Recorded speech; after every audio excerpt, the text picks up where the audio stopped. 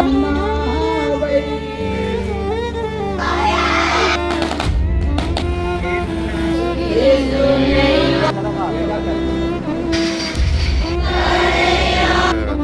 உறுப்புகள் வந்து 5 உறுப்புகளுக்கு மேலே வந்து மக்களுக்கு தானமாக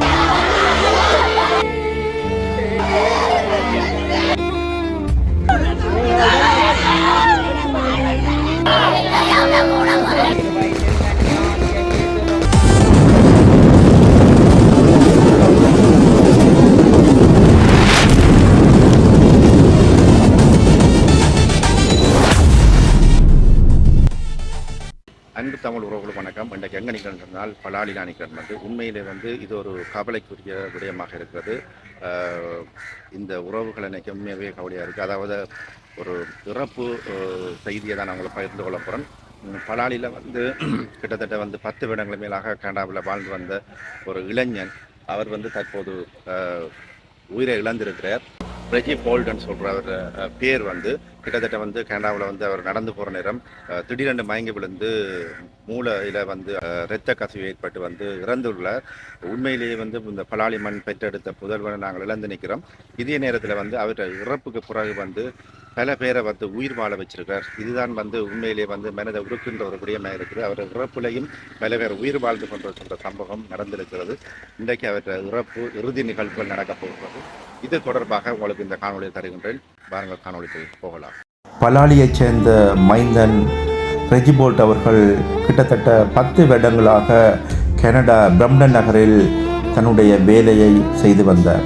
குறிப்பாக அன்றைய தினம் 13/4/2026 அன்று தன்னுடைய வேலைக்கு செல்லும்போது திடீரென்று உடற்சோர்வுற்று மயங்கி விழுந்து 1 மணித்தியாலங்களுக்கு மேல் அந்த இடத்தில் இருந்துள்ளார். பல்வேறுபட்ட உறவுகள் போலீசாரிடம் தகவல் வழங்கிய போதும் போலீசார் அதை கண்டுகொள்ளாதபடியால் அவரின் உடல் சோர்வுற்று நெற்கதியாக இருந்தது.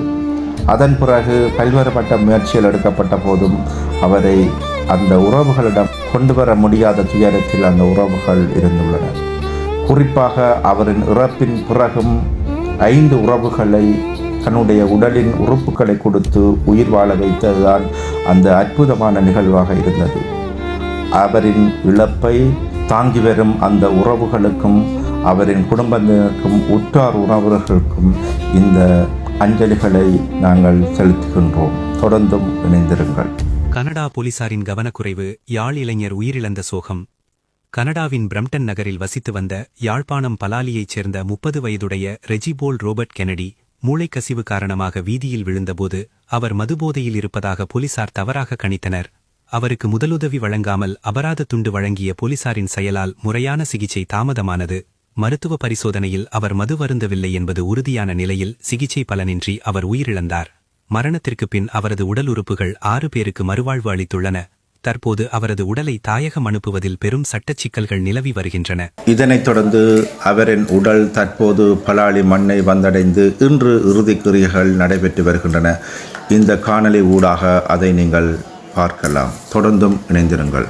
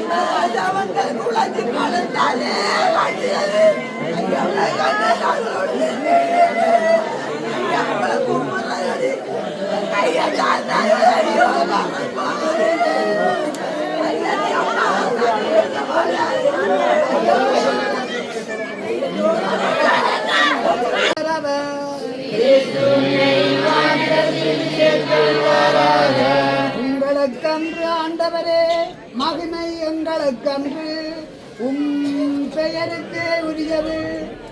இரக்கத்தையும் பிரமாணிக்கத்தையும் முன்னிட்டு மகிமை உமக்கே உரியது.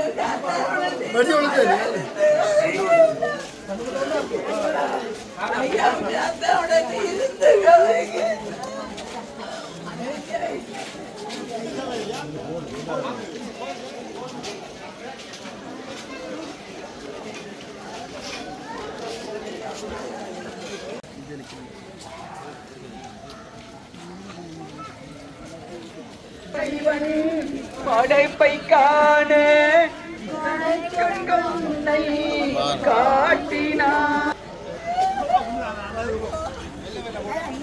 நீயும் மண்ணில் வாழ்ந்து செல்லும் நண்பா, பின்னில் இறைவன் இன்பம் தருவார்.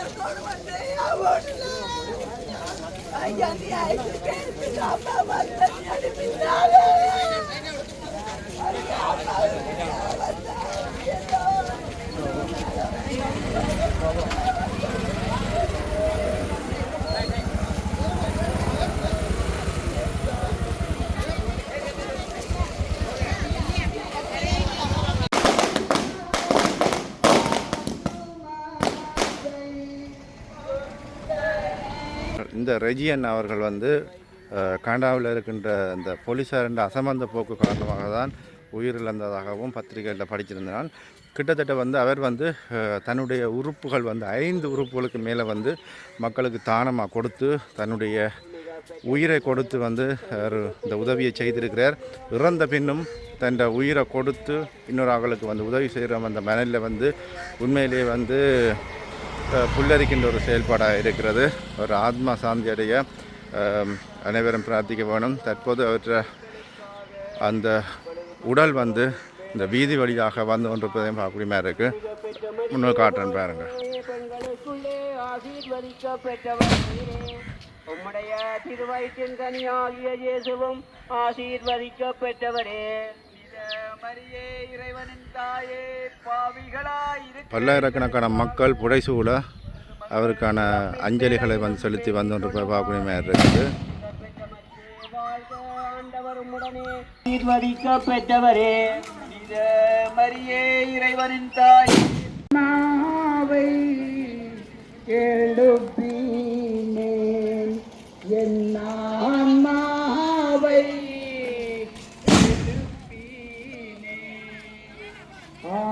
ஆண்டவரே உம்மை நோக்கி என் ஆன்மாவை எழுப்பினேன் என் ஆன்மாவை எழுப்பினேன் உமது வழியை இறைவா காட்டுவி உமது வழியை இறைவா காட்டுவி உமது நெறியை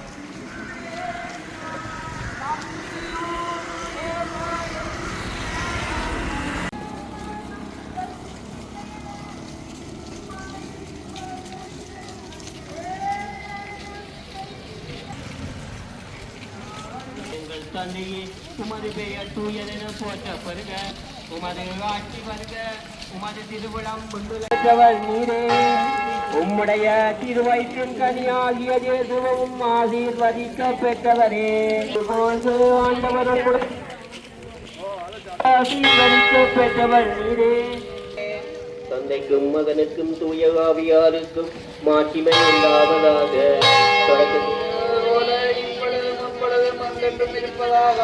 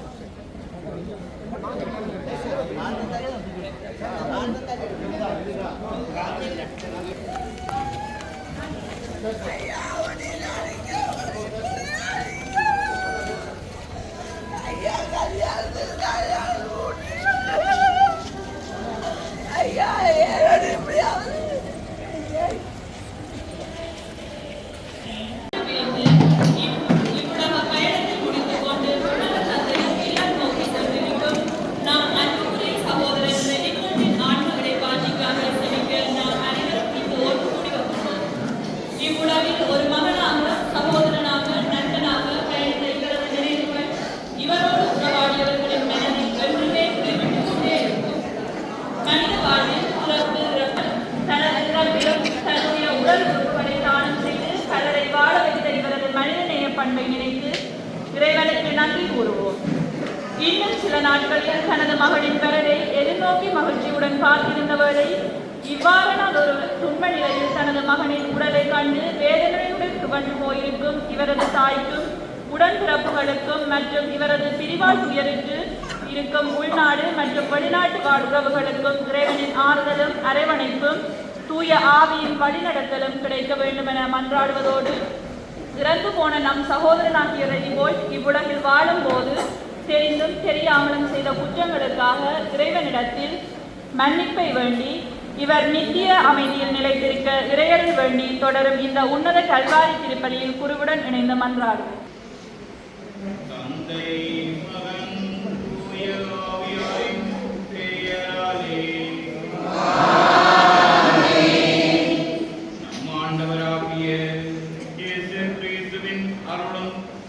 கடவுளின் அன்பும் உயாவியாரின் நட்பு உறவும் உங்கள் அனைவரோடும் இருப்பதாக.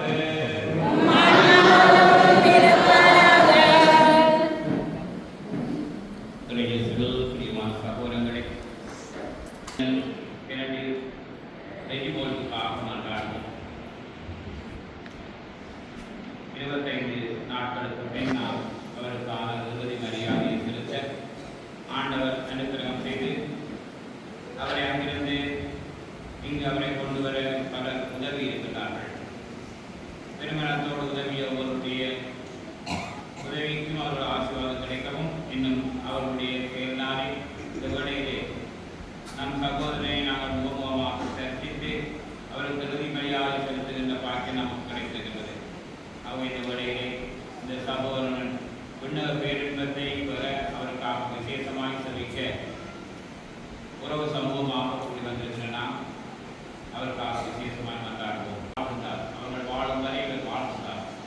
ஆகவே அவருடைய இறுதி தியாகமும் அவர் தன்னுடைய வாழ்விலே கற்ற இறை ஞானமும் அவருக்கு நிறைய ஆசீர்வாதத்தை கொடுக்கவும் அவர் பிறவினால் அறியாமல் செய்த குற்றங்களை இறைவன் இலக்கத்தின் ஆண்டவராய் மன்னிக்கவும் கடன் கேட்டு பரிந்துரை சொல்லிப்போம்.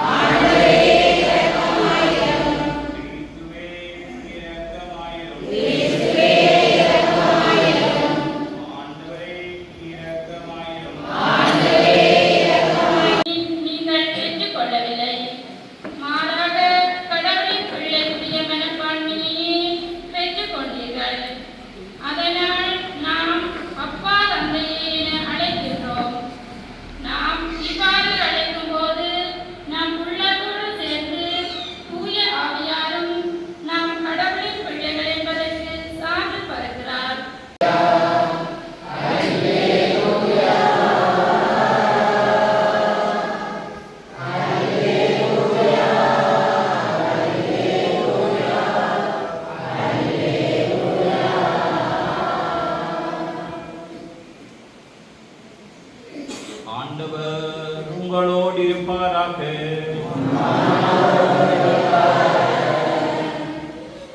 யோவான் எழுதிய தூய நற்செய்தியிலிருந்து வாசகம்.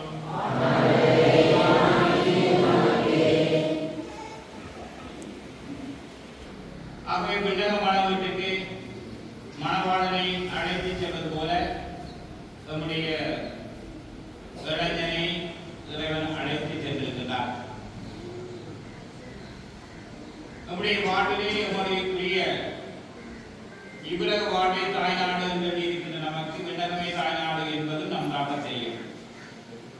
ஆகவே நமக்கான விண்ணக தாய்நாட்டை நோக்கிய விரைந்த பயணத்தை மணவாளனாக விரைந்து சென்றிருக்கின்ற அந்த சகோதரருடைய வாழ்வு அங்கு மேன்மையுடையதாக இருக்கவும் அவருடைய எண்ணங்கள் சிந்தனைகள் செயல்கள் அனைத்துமே மேன்மையானதாக இருந்திருக்கின்றது என்பதும் அவர் ஒரு பத்திரிசியார் பாடசாலை மாணவன் என்பதை பத்திரிசியார் பாடசாலை பெருமகிழ்ச்சி கொள்வதை பார்க்கிறோம்.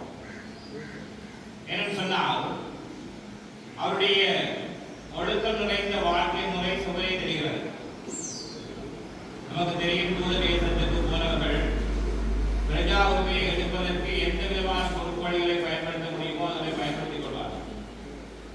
ஆனால் 10 ஆண்டுகள் அங்கு காத்திருந்து 10வது ஆண்டிலே அந்த நாட்டின் பிரஜா உரிமையை அவர் பெற்று இருந்த நிலையிலே விண்ணக பிரஜா உரிமையை ஆண்டவர் அவருக்கு அழைத்து அவரை தன் வீட்டுக்கு அழைத்து சென்றார். ஆகவே இந்த 10 ஆண்டுகள் ஒரு பொறுமையாக இருந்து அதற்கான ஒழுக்க நெறி தவறாமல் வாழ்ந்த ஒருவர் தான் அந்த பிரஜா உரிமை எடுத்திருக்கிறார் என்பதை இன்னும் நாங்கள் வைப்பிக்கக்கூடியதாக இருந்தது. ஏனென்றால் அவர் தன்னுடைய உடல் உறுப்புகள் 5 பேரின் உயிர் வாழ்வுக்காக கொடுத்திருக்கிறார். இந்த பதிவை பல பதிவு செய்திருந்தாலும் அந்த 5 உறுப்புகள் ஒருவரிடமிருந்து எடுப்பதென்று சொன்னால் அவர் ஒவ்வொரு ஒழுக்கம் உள்ளவராக இருக்க வேண்டும் என்ற அடிப்படை ஒரு குளிர் தேசத்திலே எதுவிதமான பழக்கமும் இல்லாத ஒருவரிடமிருந்துதான் 5 உறுப்புகளை எடுக்கப்படுகிறார்கள். ஆகவே 5 பேருக்கு உயிர் கொடுத்திருக்கிறார். தர்மத்தை இறுதி வரை செய்கின்ற அளவுக்கு அவர் அங்கு தன்னுடைய ஒழுக்கவியல் வாழ்க்கை முறையை செவரை வாழ்ந்திருக்கிறார். 3ஆம் உலக நாட்டிலே வாழ்ந்து கொண்டிருக்கின்ற எங்கள் மத்தியிலேயே முறையோருடன் இந்த பண்பை நாங்கள் எதிர்பார்த்து கொண்டிருக்கிறோம். ஆகவே அந்த பண்பு அவரிடம் இருந்திருக்கிறது. ஆகவே அவருடைய வாழ்விலே அவர் விசுவாச வாழ்வை வாழ்ந்திருக்கிறார். அதோடு அவருடைய கல்வி காலத்தை அவருடைய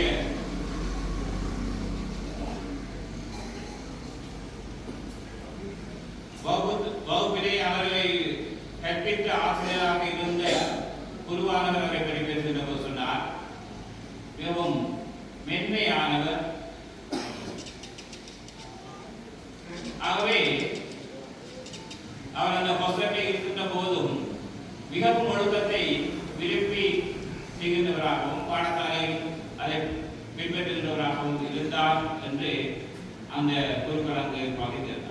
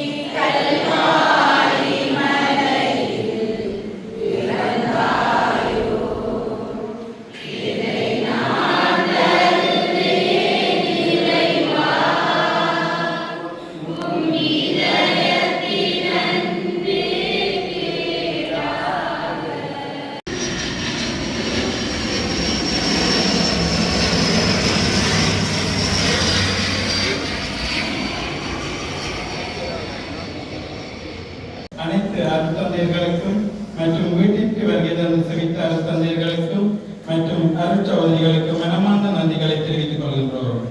எமது அன்புக்குரியவரின் பிரிவால் நாங்கள் இருளில் இருந்த வேளையில் எமக்கு கரங்களை கட்டிக் கொண்டு எமக்கு துணையாக நின்ற அனைத்து நல்லுள்ளங்களுக்கும் எமது கண்ணீர் நல்கிய நன்றிகளை சமர்ப்பிக்கின்றோம். ஒரு மனிதனின் மறைவு என்பது ஒரு குடும்பத்தின் வழிகாட்டும் மொழி அணிந்து போவதை போன்றது. இந்த இக்கட்டான தருணத்தில் நீங்கள் காட்டிய அன்புக்கும் ஆதரவுக்கும் மட்டுமே எங்களை என்றும் இயங்க வைத்துக் கொண்டிருக்கின்றது. இந்த 1 மாத காலமாக எமது துயரில் பங்கேற்று நேரில் மற்றும் தொலைபேசி இணைய சமூக ஊடகங்கள் வாயிலாக எமக்கு ஆறுதல் கூறிய அனைத்து நல்லுள்ளங்களுக்கும் எமது இதயம் கனிந்த நன்றிகளை தெரிவித்துக் கொள்கின்றோம். குடும்பத்தினருக்கும் அவர்களது ஊழியர்களுக்கும் எமது இதயபூர்வமான நன்றிகளை தெரிவித்துக் கொள்கிறோம். இக்குடும்பத்தின்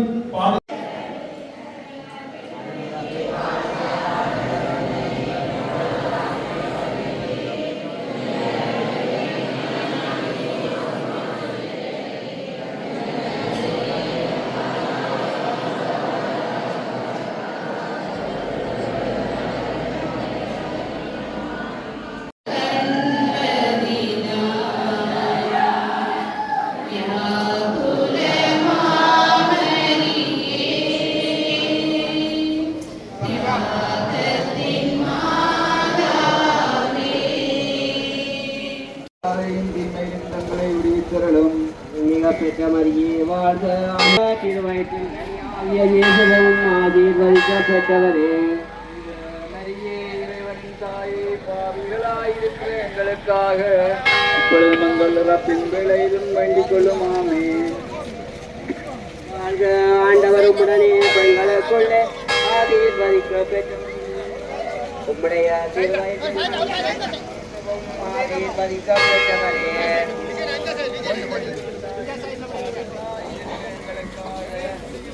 மங்களத்தின் வேலையிலும் வேண்டிக் கொள்ளுமாம். அருள்மிக பெற்ற மரியே வாழ்க, ஆண்டவர் உடனே பெண்களுக்குள்ளே ஆசீர்வதிக்கப்பட்டவரே. உம்முடைய திருவயிற்றில் கன்னியாகிய இயேசுவும் ஆசீர்வதிக்கப்பட்டவரே. இந்த மரியே இறைவனின் தாயே, பாவிகளான எங்களுக்கு